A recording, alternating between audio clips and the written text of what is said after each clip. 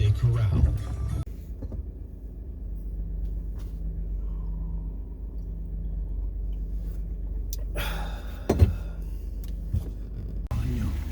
He's been named the most effective congressman in America.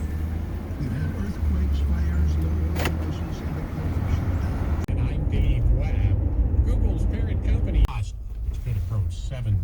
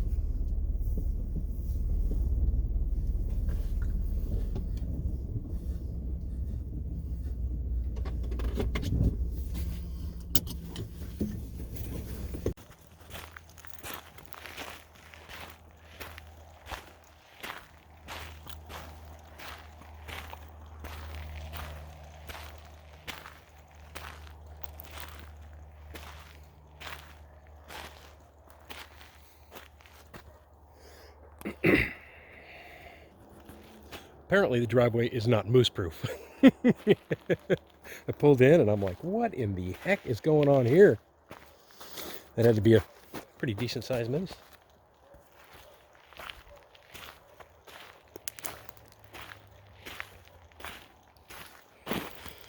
Okay, so here's my thought.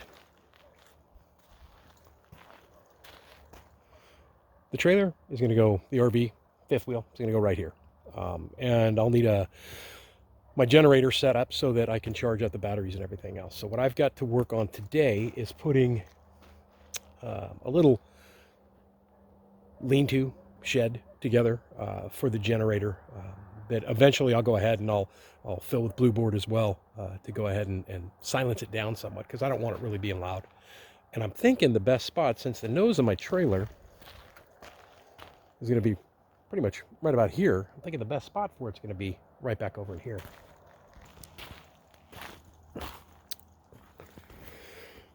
So we'll have to see if I can get this thing lined out so that it will in fact work. I don't really have any lumber, so I am going to use some of the poles that I cut down from the trees. Man, this moose, it was a little moose in here too, so it might have been that mom and baby that we saw down the road there. As you can tell over in here, where the trailer's going to be parked, it's actually a much stronger base right now so far, because the divots are not as big.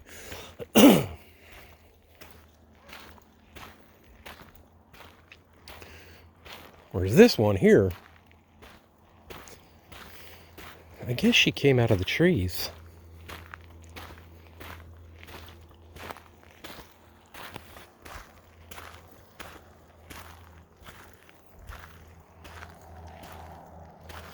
So if you take a peek at the ground right here, you're not seeing any of the leaves like you saw when I headed over here this morning. And that's because I don't have any of those trees on my property. This is, all the trees on this property are evergreens. Yeah, this is probably going to end up being an issue.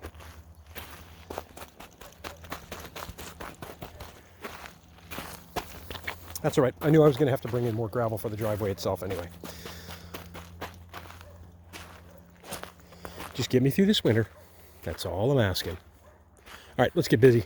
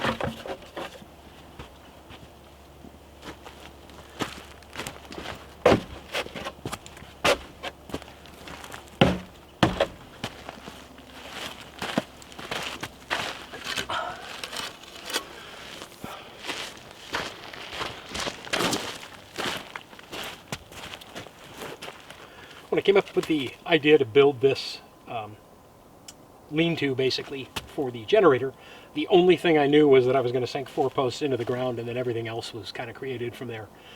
Each one of those posts is sunk 24 inches, 2 feet into the ground. Even though it's a temporary structure, I wanted it to be stable, and it's pretty darn stable. The total cost for this entire project was nothing except for this. Okay, I had to buy 2 sheets of roofing material, and I got them for 45 bucks a piece, which is why you saw me bending the nails over, so that I could easily remove this when I tear it down, hopefully next year. I did not cut them as well because then I would have short sheets, and I'd rather have 2 full sheets, they're 10 feet long, than worry about cutting them. And as far as the weight of the snow on the back of them, I don't think that's going to be an issue. I'll probably keep the snow knocked off the top of this pretty well throughout the year because I don't want any issues going on inside. It is roughly dried out. I don't think it'll get soaking wet inside of here, which is awesome, which is what I was after. I still have to close in the back, the 2 sides, and I'm going to put a little door across the top here. The pallet came from Brother Will. He got it. He's had it sitting in his backyard for a couple of years, and I went ahead and slid that in there so that I keep the generator off the ground, because when spring comes and the thaw happens, the water will be pretty deep in here, I'm assuming. So that'll keep it off the ground. That way there's going to be no issues. The generator is a remote start. I showed you the generator in a previous video earlier this year.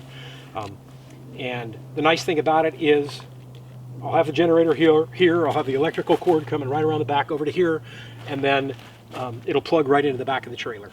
I'm not going to run the trailer on electricity, generally speaking, on the generator. I'm going to run the trailer on batteries, and the reason why I've decided to do that is because it's just going to cost me way too much money to run that generator all year long.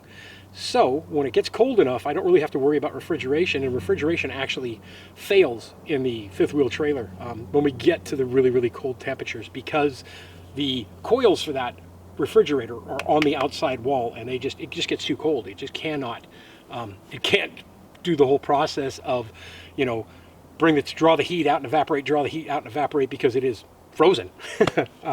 So that's not going to be an issue. The main thing the generator is going to be used for is topping off the batteries and charging them up, because I don't have a solar panel yet, and to be honest with you, a solar panel in winter is not going to get me too much in the way of power. I'll probably also use it to run the lights. And what lights am I talking about? Well, that'll be the lights in the Christmas trees all around here. Got to have Christmas lights. So I'll fire it up and have my Christmas lights for an hour an evening or something like that while I'm topping off the battery, and then or batteries, and then I'll turn it off. It's got a remote start, which is cool. I don't really even have to get out of the trailer. All I've got to do is push a button. That's it. If you have not done so and you think this might be your cup of tea, please hit the subscribe button down below and the bell for notifications. Click it to all if you want to see more of my videos or be notified when they're going to be available.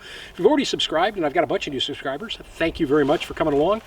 I think this is going to be fun. It's going to be interesting, at least. And as always, if you enjoy the content, do me a favor and hit that thumbs up down there so that it gets a little more popular, and maybe other people who aren't following the channel get a chance to see it as well. I'm Sean in Alaska. Have a great day. Bye-bye.